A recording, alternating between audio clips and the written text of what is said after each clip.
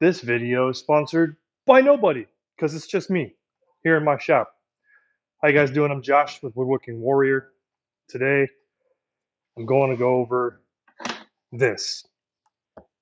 It looks like a regular spline jig, but you can't be a YouTube woodworking channel without having something that's ultimate, right? So here's my ultimate spline jig. All right, I've had this in my garage probably for about a year and a half. I've wanted to do a video about it, and I figured this is the perfect time because of the Maker of the Month challenge that Whitworks and Shop Nation is doing. Now, what makes this so special is that it's multifunctional. All right, what I have in here, and I'll show you, is removable.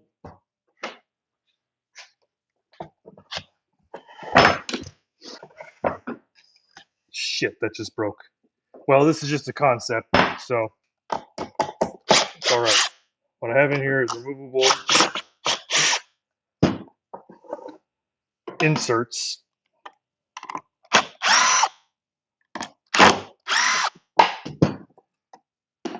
In order to make this versatile. All right, so if you're doing splines and you got a project and you want to do 45s, you put in your 45s. So I got my sides labeled A and B. This is labeled B, 45 degrees. I slide it in, insert my screws, which are already pre-drilled and lined up. Now, if you wanted to, you can make this with, inserts, those little metal inserts.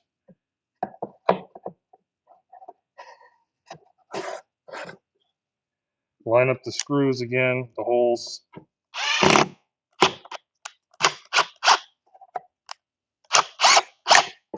They're already pre-drilled, so it just follows the hole every single time. Okay. So now I have a spline jig with 45. I can run it through my table saw. Now let's say I want to use 90s. I take it out and I put in my 90s. Now I just made this out of MDF because it's just a concept, but I want to make them out of plywood. Okay. Now the one thing that I really like about this the most, okay, is that let's say you don't have a table saw, or you have a project that is too big to run through your table saw, but you still want to use splines, right? Now I had a big storage chest that I would have loved to have done splines. So what you can do is you can swap these out if you want to make them. Shit. See, it's breaking because it's made out of MDF. All right, but let's say you have a big project that you want to put a nice spline on. So let's say this is the edge of a large project that you want to do a spline on, but you don't have the space. You can't really bring it on, so you set this on there, okay? And what I have, because I'm using the rails on the side that are actually that ride in my miter slots, I can use my circular saw using the edge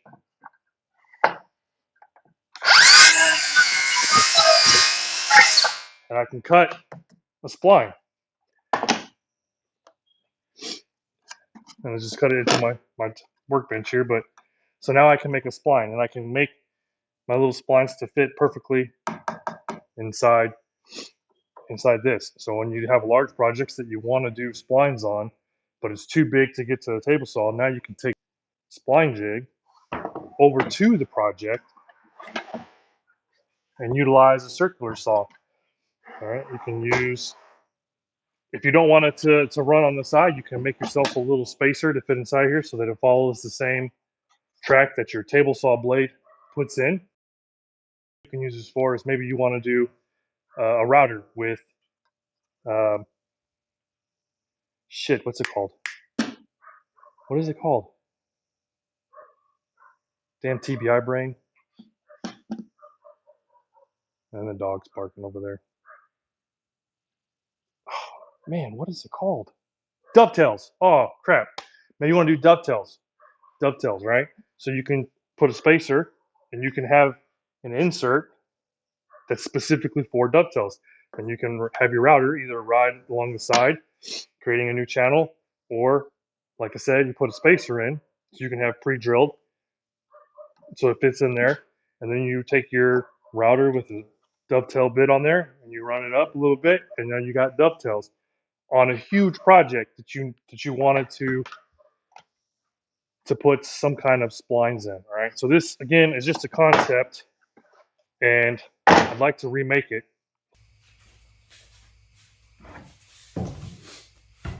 Future Josh here. Didn't realize that half of my face and most of my face was missing from all the video that you're about to see. So apologies. Got to get my camera stand somewhere. It's somewhere. I don't know where it's at, but my camera stand holder thingy is somewhere in this shop. I looked for it, but I don't know where it's at. Also, I got a little bit of allergies, so you're gonna hear that. It's probably pretty annoying, I could imagine, especially if you're wearing headphones to hear every so often. And the whole purpose behind it is that before I moved into this larger shop, I worked before I moved out of. Man, I cannot talk today. This is what I get for doing stuff unscripted. Before I moved into this larger shop, I worked out of a one-car garage, and I only had half of the one-car garage, so space was at a premium. So I came up with this prototype in order to save space, and that way also too, if you maybe you don't want to, maybe you just have one set of inserts, you don't want to have separate ones for each one, but after so many splines it gets torn up that you can take it off, put in new inserts, and you're good to go. Anyway, let's get to it. Let's build a new one and get rid of this because it's made out of MDF. And I'm literally going to use scrap plywood. I'm not sure where I got it from, and it's crappy, but I'm going to sand the crap out of it and make it usable. All right. And part of this challenge was to use 3M extract, right? And actually, since using the 3M extract sandpaper, I have pretty much stopped using everything else. I really only use this. I have it in the 6-inch and also 5-inch for my smaller sander, and this is pretty much exclusively what I use. All right. If you haven't checked this sandpaper out, get yourself one of those little sample packs. It's freaking awesome. Awesome sandpaper. Highly recommended. All right. So let me get sanded on this. All right. So since this is a weathered piece of scrap, legitimate scrap, because I don't know who has 4-foot wide, 4 by whatever pieces of scrap Baltic birch. All you YouTube guys out there, I don't understand it. Anyway, gonna start with 80 grit, and go to 120 and then 180. And if you're gonna use this kind of stuff, make sure you get yourself a pad saver, right? Something that you put between the sandpaper and your actual sanding pad to help protect it and keep it. Otherwise, you use this stuff after a while and it will ruin the little hooks on the Velcro hook and loop, and then this stuff will just slide off and you won't be able to sand. It won't stick. Your sandpaper won't stick to your sanding pad. Thank you for watching. This is my first build video, and I did it without a script or an outline or even any plans. When I made this concept for the Spline Jig, I built it pretty much on the fly. This is just me explaining the process as I'm doing it, but if somebody would like to reach out to me so that we can make some plans, that would be awesome. I do not know how to use SketchUp. Anyway, I thought this would be an interesting idea that I haven't really seen anybody do before. Hopefully it's something that you guys can use in your shops. If you like this kind of content and want to see more, please like and subscribe so I can grow this channel and get motivated to do more videos. All right, got that all sanded up. Nice and smooth. You saw what this looked like before. Just goes to show you how good that sandpaper is. All right. Like I said, I'm using legit scraps. All right, the other thing you're gonna need to make it structurally sound, I threw this over there so it's all broken, is a 2x4, all right, that I've cut down. All right, and then we're just gonna put a 45 on it.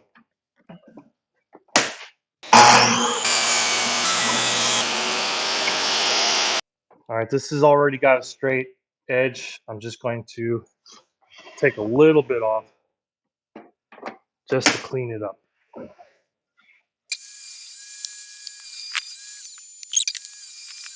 All right, I'm going 13 inches wide,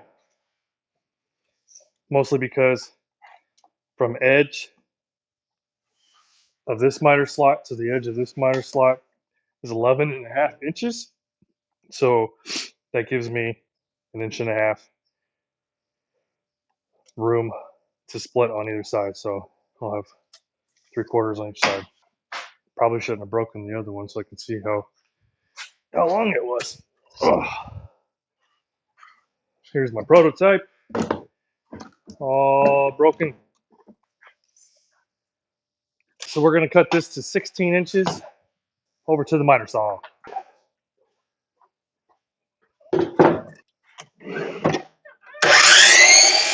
16 inches. All right, nice and square. All right, this is gonna be our base. Don't want to get splinters.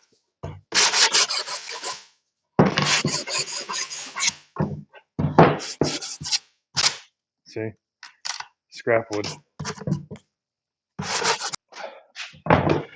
Probably really shouldn't have broken this, but all right, this is gonna be our base. And now what we're gonna do is get this section, which is just about 8 inches, 8 3/4. We're just gonna go 9. All right, 9 inches. So 2 pieces, 9 inches.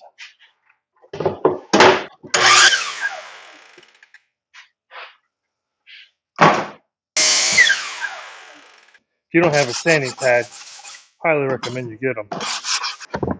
All right, so these other pieces, the inserts, I got the, okay. All right, so these inserts are cut at 45 degrees in order to slide in there. Nice. All right, and have a good tight fit, 0 clearance. And I cut them at 2 1/4 inches at 45. All right, so 2 1/4 inches at 45 degrees. Table saw at 45. 2 1/4 inches.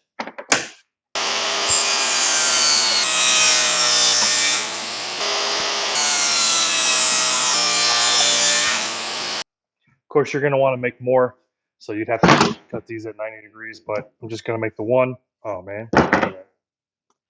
Forgot I was using scraps.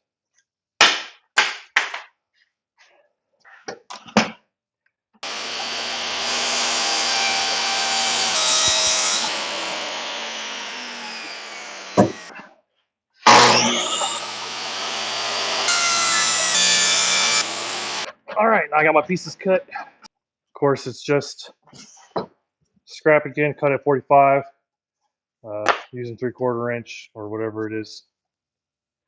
All right, scrap wood. Don't need these anymore. Probably will need the screws. All right, and I'm just using sheetrock screws because that's what I got right now.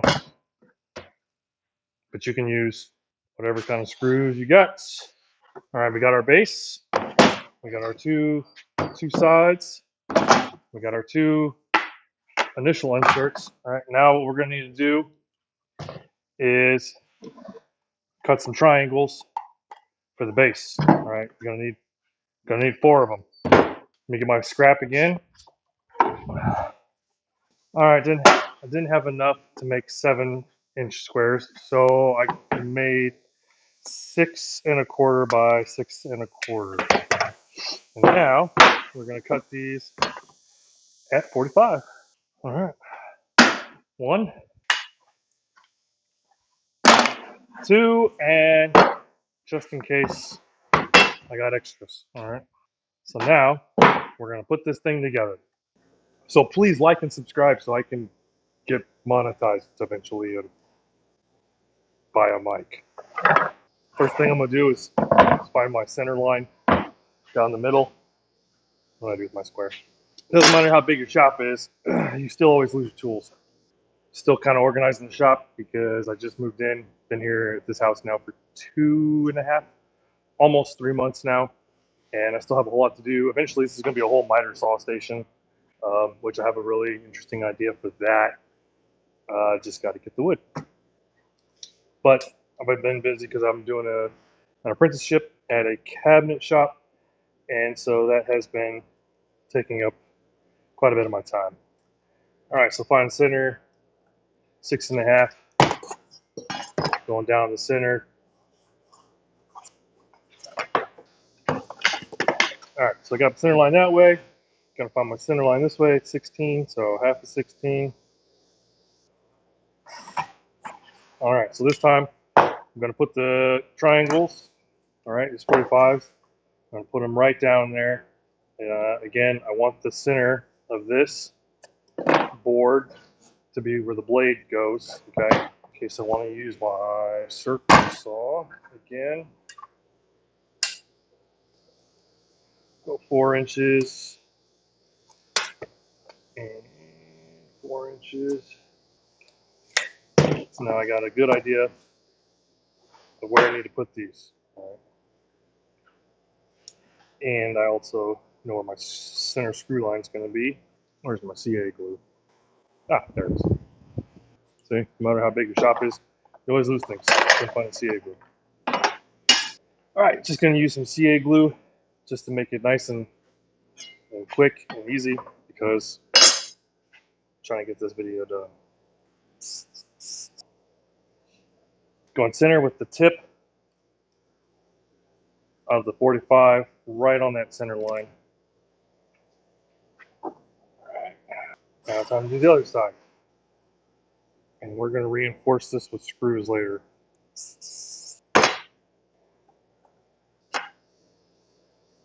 7 3/16. So now we're going to cut our 2x4.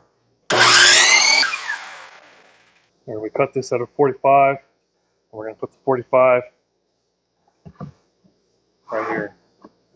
That way we got something to mount our inserts to and the plates. All right.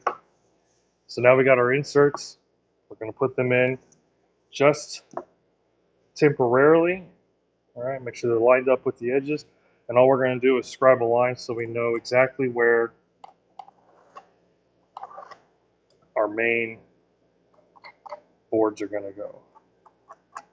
All right, if you guys can see that. We're just lining these up, got them in there, scribing a line. So now I know exactly where this needs to be. All right, so now we got this 45 in here.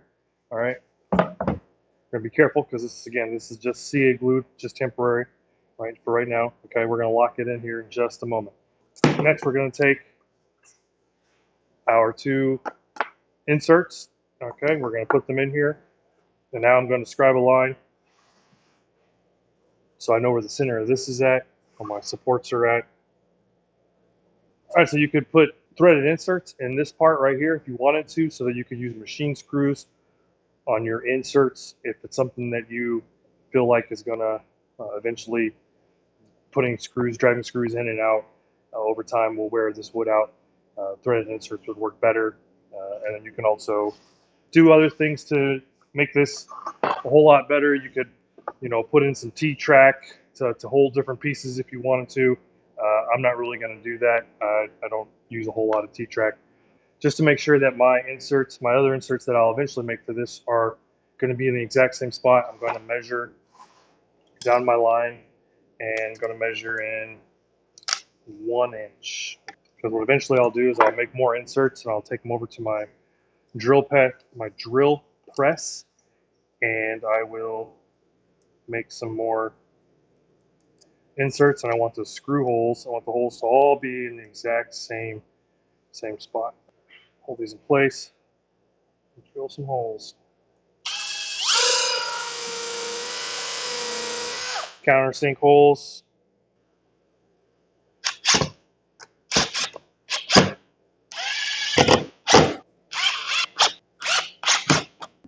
Good to go. Now, what we're going to do is drive some screws to the side to support our 2x4 here in the back, now that these are locking it in. Okay. Now, you can do this in a different order if you want to. Again, just some sheetrock screws, nothing special.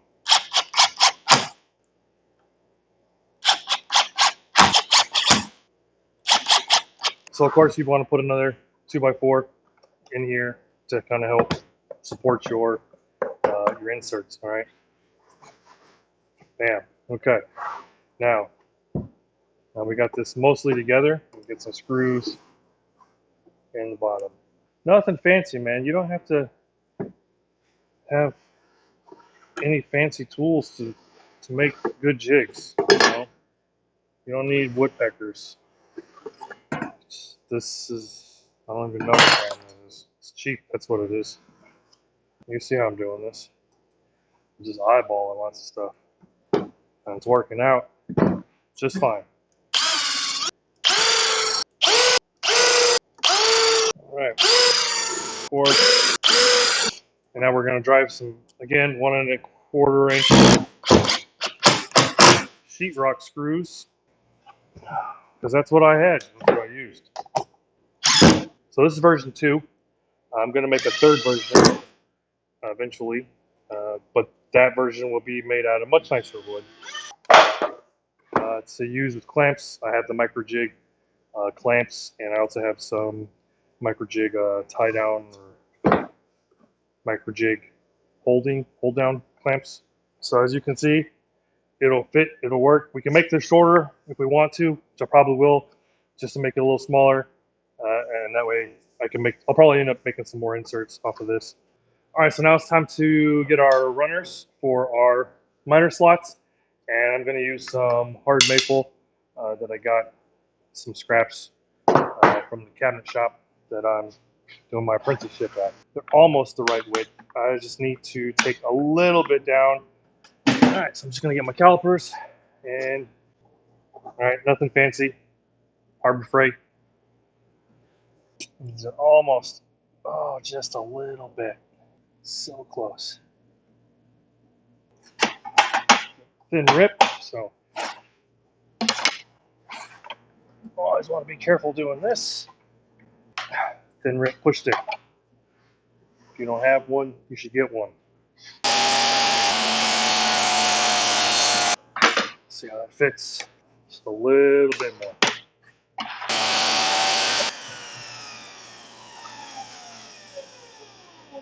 Fence over.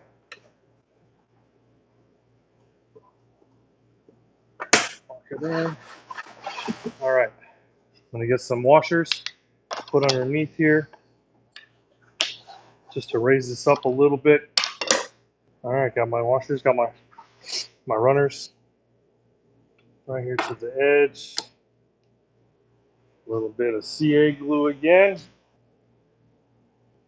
We're going to reinforce this with screws again, so I don't need a whole lot, just enough to hold it in place.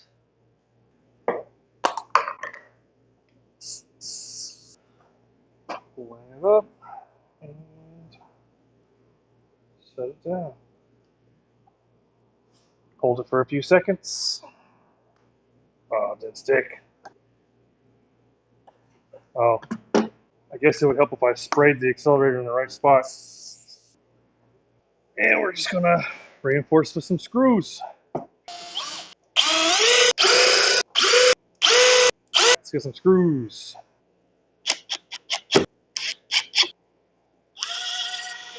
Don't want to over tighten these.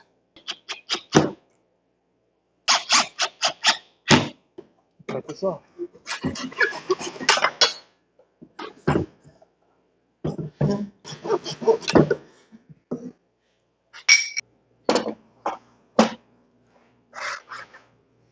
All right, now we're going to put our boards on. I'll pick the best side, of course, because again, this is scrap wood, not Baltic birch kind. top of this is at. Where I'm gonna make my line, just so I know where the screws need to go.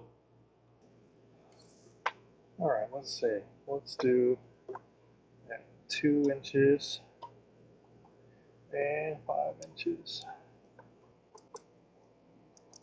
Oh,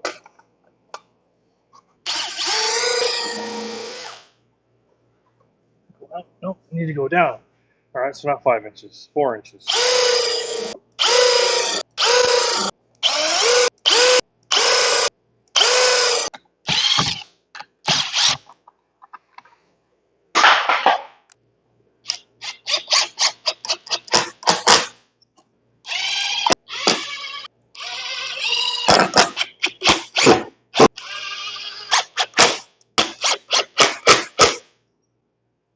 There we go. And it's finished. All right, make the inaugural cut.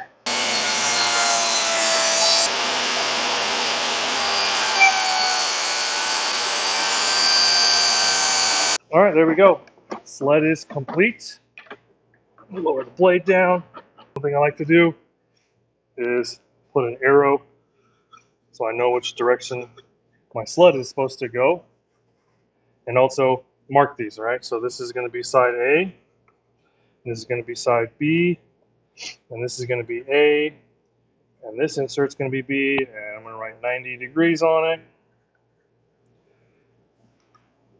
That way I never mix it up, and I know exactly what side it's supposed to go on, and I can make more inserts. And when it comes time, I just slide them out. Cut some new inserts and slide them right in.